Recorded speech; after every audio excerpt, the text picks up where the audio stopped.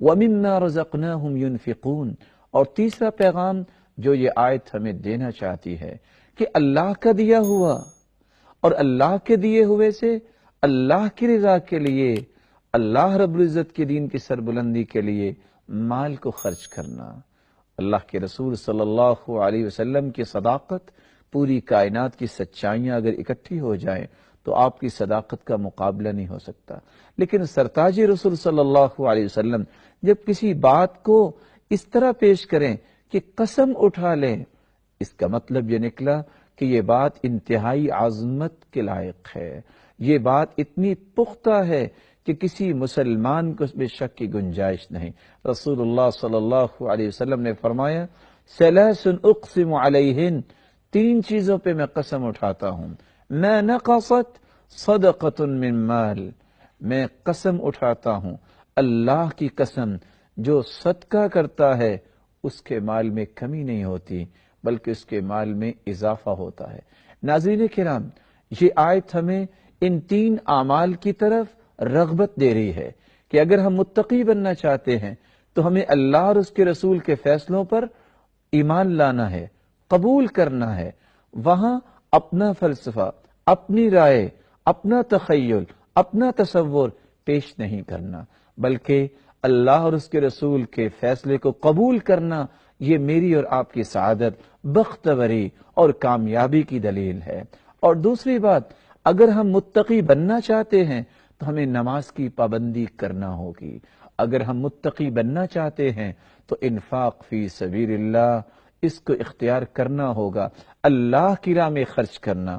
اور رسول اللہ صلی اللہ علیہ وسلم نے بلال رضی اللہ تعالی عنہ کو حکم دیا تھا، یا بلال، اے بلال، انفق ولا تخش من ذی العرش اقلالا، خرچ کرتے جاؤ، اللہ کے خزانے کبھی ختم نہیں ہونے والے، ان کے ختم ہونے کا اندیشہ تمہارے دل میں نہیں ہونا چاہیے۔ اور رسول اللہ صلی اللہ علیہ وسلم نے فرمایا کہ اللہ رب العزت فرماتے ہیں، یا ابن آدم انفق انفق علیک، اے آدم کے بیٹے تم میری رضا کے لیے خرچ کرو، میں تجھ پہ خرچ کروں گا۔ انسان جتنا بھی خرچ کر لے، کیا اللہ سے بڑھ کے خرچ کر سکتا ہے؟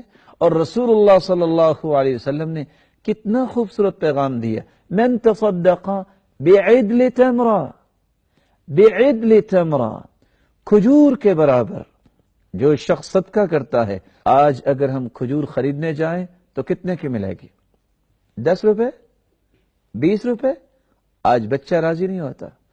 لیکن من تصدق بعدل تمرہ، جو کھجور کے برابر صدقہ کرتا ہے، ہو سکتا ہے آپ کسی باکس میں اس کو ڈالتے ہوں، ہو سکتا ہے آپ کسی انویلپ میں ڈال کے کسی کو پیش کرتے ہوں، ہو سکتا ہے آپ کسی اور جگہ رکھتے ہوں، لیکن رسول اللہ صلی اللہ علیہ وسلم نے فرمایا جب انسان صدقہ کرتا ہے فإن اللہ یضعہ بیمینہ، اللہ رب العزت اسے اپنے دائیں ہاتھ میں لے لیتے ہیں، ثم یربی کما یربی احدکم فلوہ، پھر اللہ تعالیٰ اس کو پالتے ہیں جس طرح تم گھوڑی کے بچے کو پالتے ہو، حتی تکون مثل الجبل، قیامت کا دن ہوگا، ایک پہاڑ نام اعمال میں شامل کیا جائے گا۔ انسان کہے گا یا رب، اے میرے پروردگار، انا عارف اعمالی، میں اپنے اعمال کو جانتا ہوں، یہ نیکی کہاں سے آ گئی؟ جواب ملے گا، کھجور جتنا صدقہ آج اللہ نے پال پال کے نیکیوں کا پہاڑ بنا دیا ہے۔ اللہ رب العزت سے دعا ہے، اللہ رب العزت ہمیں غیب کے ساتھ ایمان لانے، اللہ اور اس کے رسول کے فیصلوں کو قبول کرنے کی توفیق عطا فرمائے، اور ہمیں نمازوں کا پابند بنائے، نماز با جماعت تکبیر اولیٰ کے ساتھ پڑھنے کی توفیق عطا فرمائے، اور اللہ کے دیے ہوئے سے خرچ کرنے کی توفیق عطا فرمائے۔ ناظرین کرام، آئیے اس مجلس کو ختم کرنے سے پہلے ہم قرآن مجید کی ان آیات کی تلاوت سننے کی دوبارہ سعادت حاصل کریں گے۔ سماعت فرمائیے۔ الذين يؤمنون بالغيب ويقيمون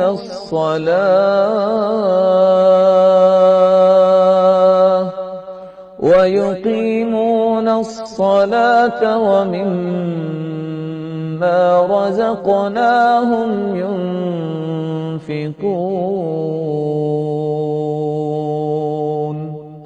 اللہ رب العزت قرآن مجید پر ایمان لانے اور اس کی اس طرح تلاوت کرنے جس طرح اس کی تلاوت کا حق ہے، اور اس کو سمجھنے اور اس کے مطابق عمل کرنے اور اس پیغام کو آگے پہنچانے کی توفیق عطا فرمائے۔